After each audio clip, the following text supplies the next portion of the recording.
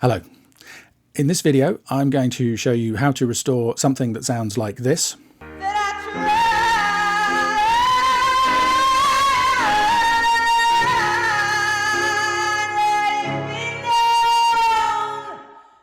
Into something that sounds like this.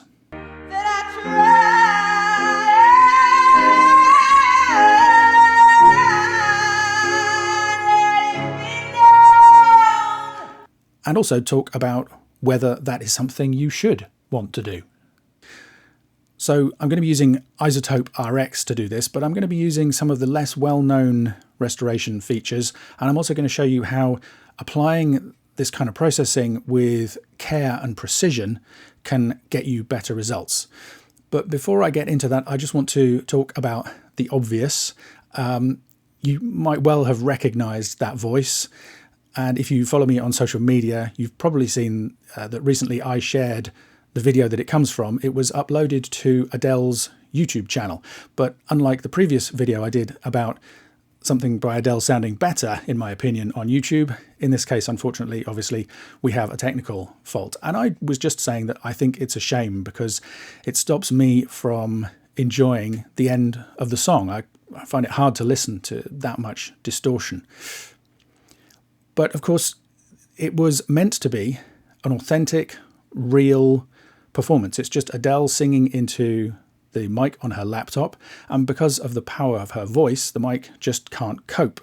And that's what causes the distortion that you can hear.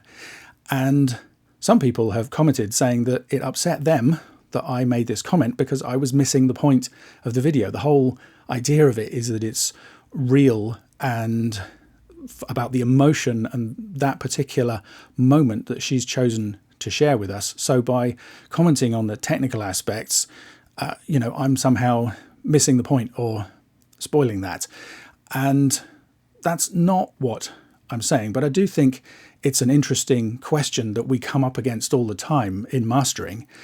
How much restoration and sweetening and polishing should you do to a piece of music whilst staying true to the artistic intent behind it? So I'm curious to find out what you think about that when I've shown you how it's possible to restore the audio. Should we restore music like this? Or actually, in this case, Adele is very down to earth and straightforward. I can imagine her saying, it is what it is. It, doesn't need any care and attention. If you like it, great. If not, and you want something that sounds better, then you should buy the album. And that's a perfectly reasonable point of view. But for me, as I say, the distortion gets in the way of the emotion. And I think if we take the distortion, or at least reduce the distortion in that performance, it's still an amazing, authentic, emotional, raw performance. And we can enjoy it for the music that's there rather than being distracted by the technical issues. Distortion is a valid artistic method sometimes in recording and mixing to convey a particular mood or a particular emotion. I don't think it's appropriate for Adele or for this song, certainly, and I prefer to hear it without. But I'm curious to know what you think, so please take a listen and let me know in the comments. So here is the raw audio straight from the YouTube video, and two things straight away. First of all, this is obviously clipping distortion. I mean, it's pretty clear just from listening to it, but if we were in any doubt, we can just zoom in on virtually any part of the waveform here. And you can see there that the peaks of the wave have been flattened off. This is meant to be a smooth curve going up and over, and it's not. Now, I don't think this is pure digital clipping necessarily. We have to be careful because this is decoded from a YouTube file which has been data compressed. It has lossy compression. The fact that the peaks here are not completely sliced off anywhere, and also the fact that if we zoom back out, you can see there's a few points where we have peaks extending up above this, suggests that maybe it's not pure digital clipping. And the next thing to say is that the very first thing that I'm going to do is apply a 12 dB gain reduction to this. YouTube was turning the audio down by 7 dB, even though the beginning was very, very quiet. And that's incidentally another minor comment about this. It's a production comment, and you can say that production criticism shouldn't apply to a real in the moment upload like this, and I think that's a reasonable argument in theory. In practice, what it means is that most people will have cranked the level up to hear the beginning of this song during the quiet sections, and that will make the effect of the distortion and the loudness at the end of it even more jarring. Even so, this is the section of the song that I'm going to use as an example. So let me just play you how this sounds as is again.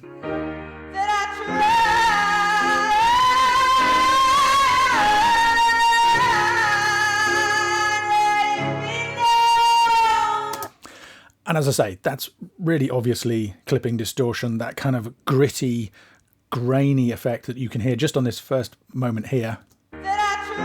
And then it gets much more extreme towards the end with intermodulation distortion, where you can hear those subharmonics coming in, and I'll come back to that. Now, RX has a declip functionality.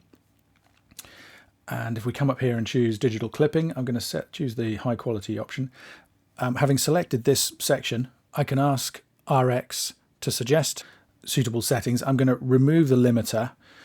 The declipping will introduce new peak information, so we're going to see the peak levels of this audio increase. We don't need a limiter because I've already dropped the gain, so that's not needed, and also that's not what we want, right? We're trying to restore the sound, not add extra limiting. So let's try that. And we can see immediately that it looks like it might have been quite successful. So let's take a listen to how that sounds.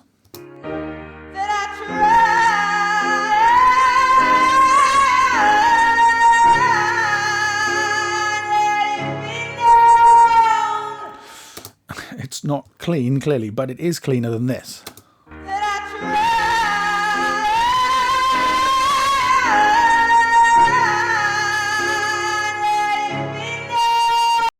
So that's done a pretty good job already, but partly out of curiosity and partly because I'm not convinced it's pure digital clipping distortion, I wanted to experiment and see if I could improve on it. So one of the nice things about RX is it has this compare function. So we can store here the recommended value there of -15.4, and you can see that the declipper has put the threshold for the processing right at the point where the tops of the waveforms have been sliced off there. And as an experiment, I tried -16 and also -17 and -18. And now we can preview each of those. So here is the -15.4 iZotope's recommended value.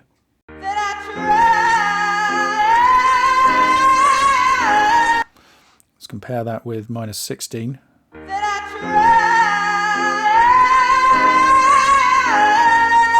I thought there was slightly less grit around here, and maybe the low frequency kind of mulch that's in there was clearer. Let's try -17.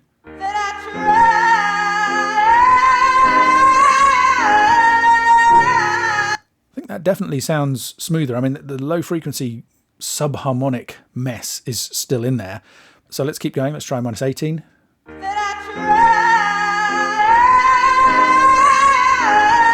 I think that's getting worse again.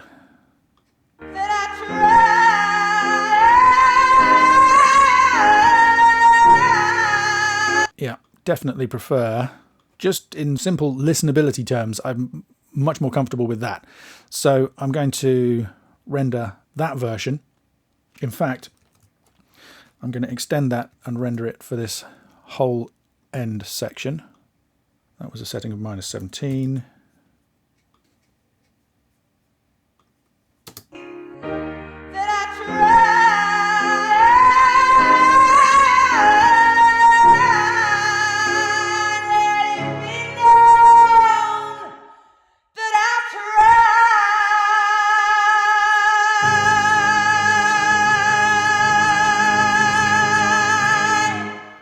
And that's actually particularly impressive on that last note. If you just listen to how it used to sound.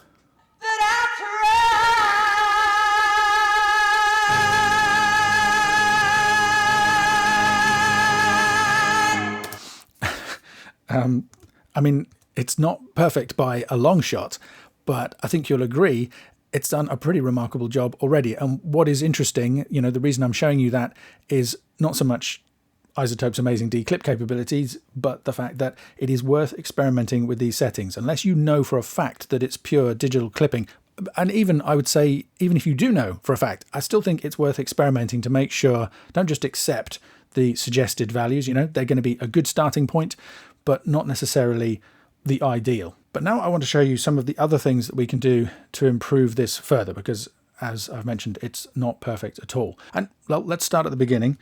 This is RX's spectral view.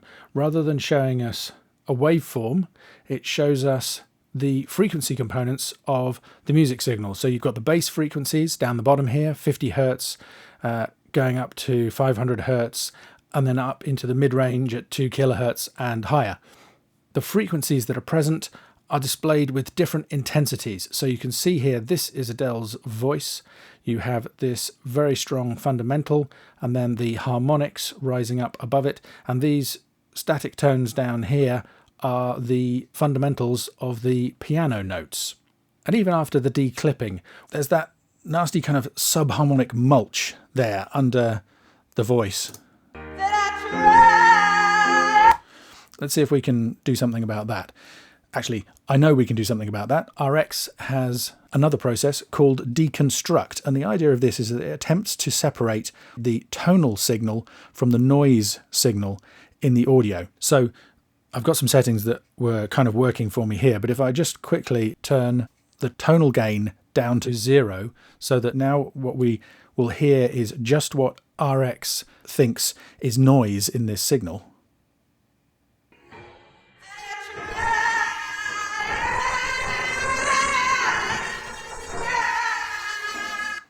So obviously there's some of the high frequencies of the voice in there, but you can also hear it's identified that mulchy distortion quite nicely. And if we turn the faders around the other way so that we're only hearing the tonal gain, which means what RX thinks is the music,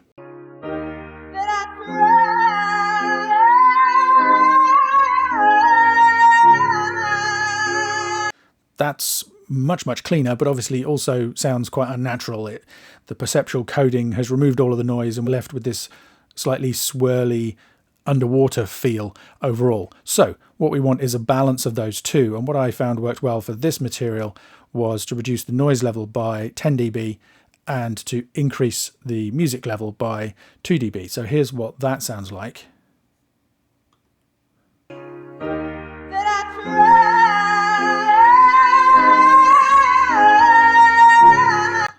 So that's an improvement. If I just select more specifically the area that we want to affect, and I play you that, that worked in terms of reducing the mulchy low frequency subharmonic distortion there, but I think you can also hear the top end of the vocal dip out. And that's where I want to show you what I consider to be a massive power feature of iZotope, which is the ability to select only certain frequency ranges. So rather than choosing this entire frequency range here from the bass all the way up to the treble, I'm going to select only some of the lower frequencies. And we could, for example, just select everything that was below the frequency of Adele's voice. That works pretty well. We could also experiment with going a bit higher. I mean, I think this will be too high. It will bite into the voice too much again. That's actually not too bad, but I think we could probably stand with bringing it down to somewhere like this.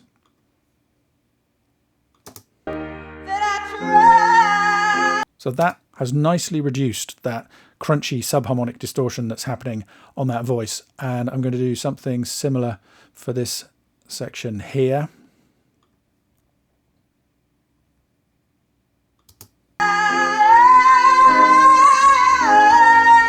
So we've still got some of that grit and distortion up in the high frequencies, but personally, I'm prepared to live with that. That's the kind of degree of distortion that, yes, it's a shame, but it's not impacting the performance for me, and I actually find it more distracting to cut out all those high frequencies. Let me show you how that would sound if we did this over the full spectrum.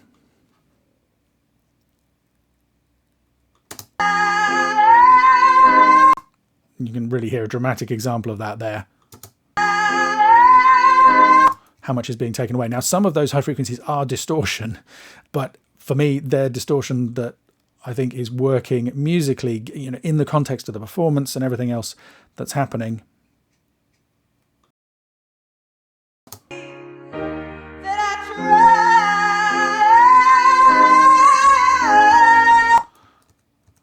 So this was it before.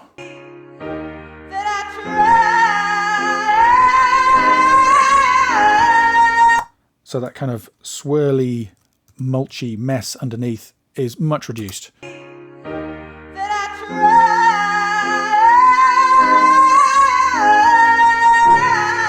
Without taking, hopefully, too much of the energy away from the voice itself, because obviously, you know, that's the part of the performance that is the most important. So we'll try the same thing here.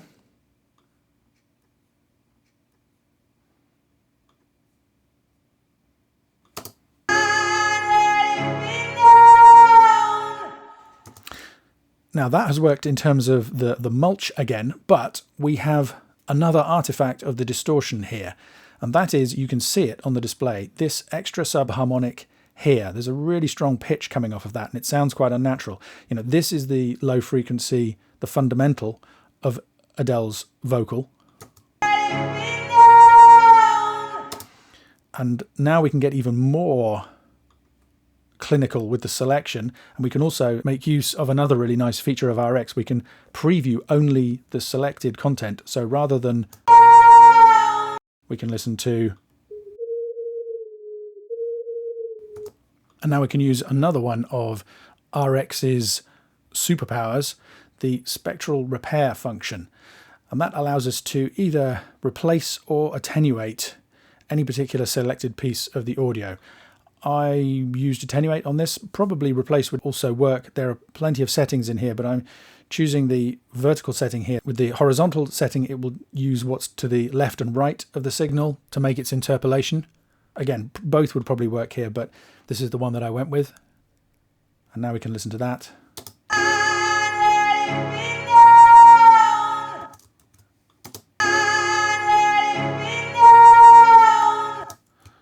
And you can hear,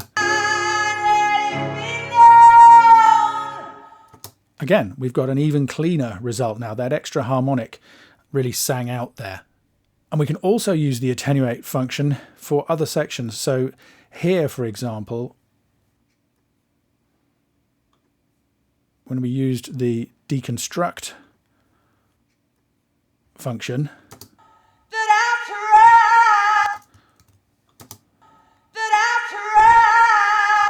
it certainly helps with that mulchy distortion, but it hasn't got rid of it completely. But having got rid of the really complicated stuff, I mean, to take out all of that subharmonic mush by hand would be incredibly difficult. I mean, you know, the challenge, even with something like RX, is always identifying the thing that you don't like the sound of. So in this case, once you've identified that harmonic, it's pretty easy to pull it out, to select it and process it. But it's figuring out that the harmonic was the thing that's upsetting you in the first place that can be the challenge. But now we can also use spectral repair here, and I'm going to switch to replace in this case, and that's using the before and after interpolation option.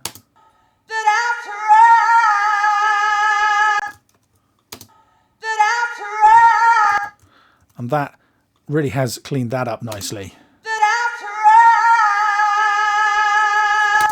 Now, it's still not perfect. There's still some high frequency grit in there. I might try some other things, sometimes using the declick module in iZotope RX. If you have that kind of gritty distortion, sometimes that can actually be made up of many, many fine clicks, and the declicking option can help. And of course, as always, it's like layers of an onion. You remove one big flaw and you find something else that bothers you, and it can go on forever. But these are the three that I wanted to show you in this video. Declip for the initial dramatic improvement, followed by careful use of deconstruct and spectral repair, and in particular choosing exactly which part of the audio you want to process using the advanced selection tools that iZotope has here really can work wonders. So there you go. I hope you found that useful. or interesting? And please let me know what you think. I think reducing the distortion in that way is less distracting and allows me to connect better with the emotion and the vulnerability in Adele's performance that she wanted to share with us. But maybe you disagree. Maybe you prefer the absolutely raw authenticity of that heavily distorted sound. Yeah, I'm really interested, really curious to know what you think. So please let me know in the comments. Please subscribe to the channel if you found this interesting to get other similar videos in future. My name is Ian Shepherd. Thanks for listening.